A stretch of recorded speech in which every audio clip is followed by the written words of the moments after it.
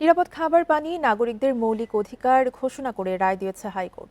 এজন্য পানযোগ্য নিরাপদ পানি সরবরাহ নিশ্চিতে সরকারকে বেশ কয়েকটি নির্দেশনা দেওয়া হয়েছে।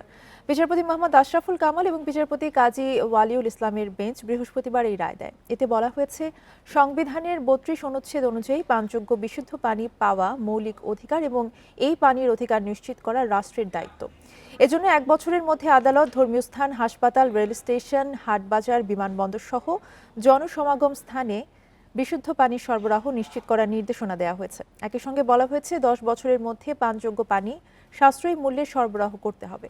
২০২০ সালে জারি করা খাবার পানি সংক্রান্ত একটি সুমোটো রুলের চূড়ান্ত শুনানি শেষে এই রায় দিলেন আদালত। এই রায়ের আলোকে আজকে থেকে আমাদের প্রত্যেক নাগরিকের সুপেয়, নিরাপদ এবং বিশুদ্ধ পানি পাওয়ার অধিকার একটি মৌলিক অধিকার। বাংলাদেশের যেই আর্থিক এবং প্রাতিষ্ঠানিক যে অবস্থা, সেই বিবেচনা করেই কিন্তু শুধুমাত্র বাংলাদেশের গুরুত্বপূর্ণ স্থান অর্থাৎ পাবলিক প্লেসে এই নিরাপদ পানি সরবরাহের ব্যবস্থা করার কথা বলা হয়েছে।